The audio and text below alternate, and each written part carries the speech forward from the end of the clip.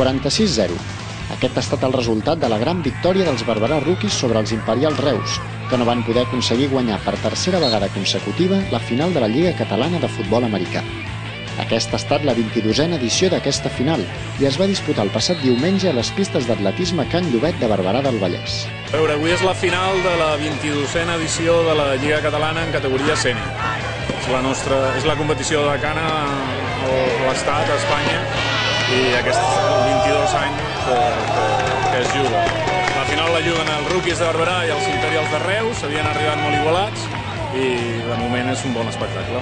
Aquest any, aquest grup, que això és la primera divisió, o sigui, després tenim segona divisió, la primera divisió són els 6 millors, 6 equips, que juguen una competició normal a doble volta, cadascú juga contra els altres rivals, anada i tornada, i un cop acabat aquesta fase, que són 10 partits per equip, els dos que han acabat en primera i segona posició juguen la final.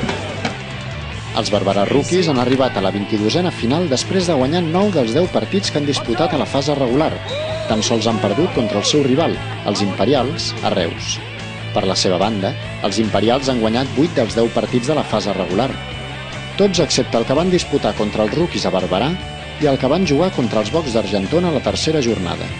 Imperials és un conjunt habitual a les finals dels últims anys, molt sòlid, que té un joc molt repartit, que tradicionalment ha tingut molts bons corredors i ha jugat molt, diguéssim, per terra, i també ha tingut bons quarterbacks i tenia un joc una miqueta equilibrat.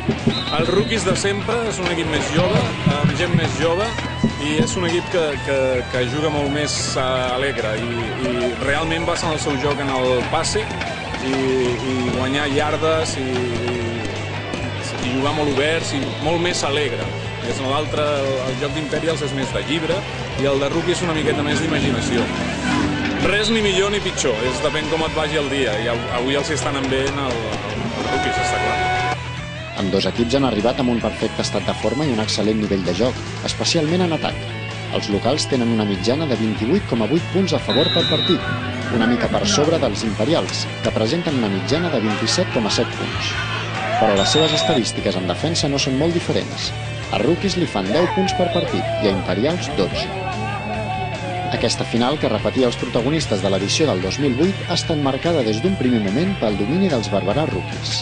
Amb aquest resultat i el primer quart, sobretot el primer quart que han fet els Rookies, que han deixat jugar Imperials i en atac han mogut la pilota molt bé, la veritat és que l'han deixat bastant sensaciada la final.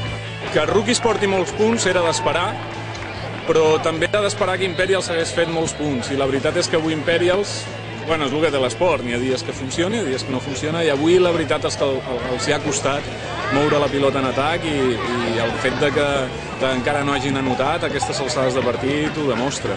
També en part, imagino, és per la feina en defensa que ha fet Rookies, però jo crec que és més que avui Imperials no ha pogut donar el tot que té en atac.